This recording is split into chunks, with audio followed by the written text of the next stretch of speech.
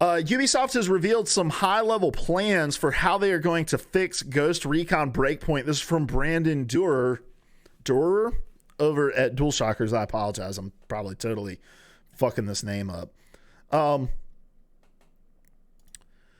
Says Ubisoft is less than pleased with how Ghost Recon Breakpoint has performed since its release on October 4th. Co-founder and CEO Yves Guillemot shared that the game not only failed to hit sale expectations, but its reception has been largely negative. He said that Ubisoft plans to adjust its strategies going forward. One of the reasons Watch Dogs Legion, Rainbow Six Quarantine, and Gods and Monsters have all been delayed to next fiscal year. Ghost Recon Breakpoint isn't being looked past yet, though. And I'm breaking from the article here for just a second. And this is Ubisoft's MO.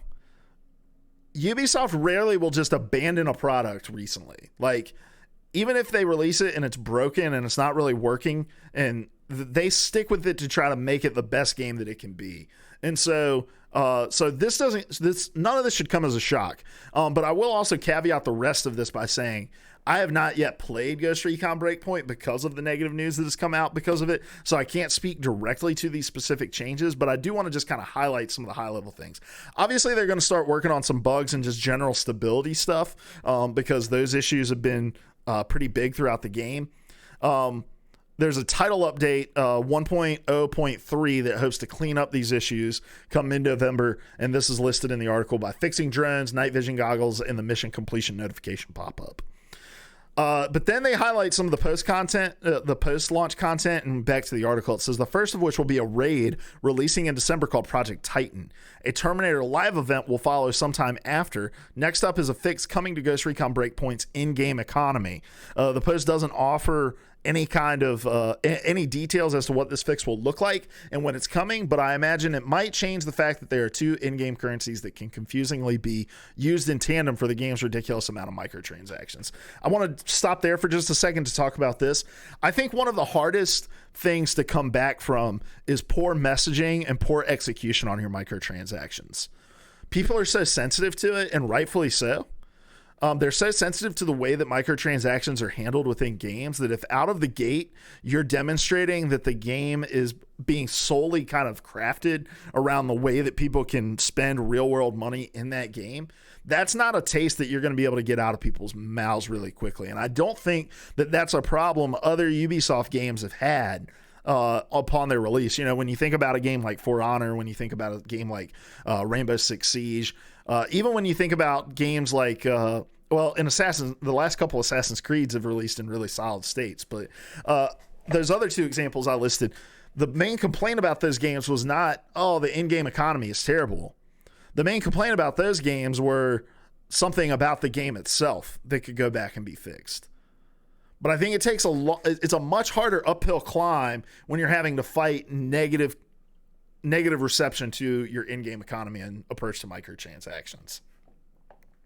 So out of the things that have been listed so far, I think that's one of the kind of possibly too little too late things. Like, I don't know how you rectify that because you've kind of shown your hand at the start and people turn their nose up at it. I'm trying to think of any other game that's really had microtransactions. Like, the most recent example of totally botched microtransactions, obviously Apex Legends with their special, with their special events. But I don't feel like anybody feels any different about the way that they do their microtransactions. I think people have just kind of moved on from the outrage over it. But with Apex Legends, they changed the map. They added a cool Halloween event.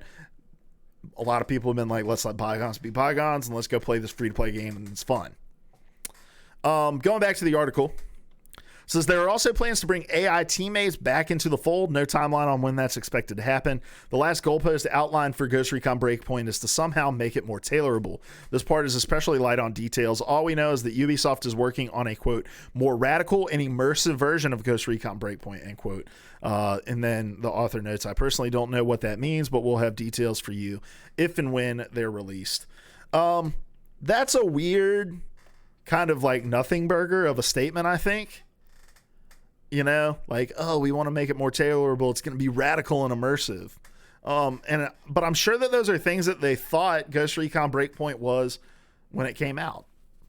I think the most important thing for any game like this to do is listen to their community, take the feedback that's being provided, and implement it in ways that are advantageous to the players, not like Fallout 76, who took their player feedback and then decided to put it behind a paywall. So yeah, I think that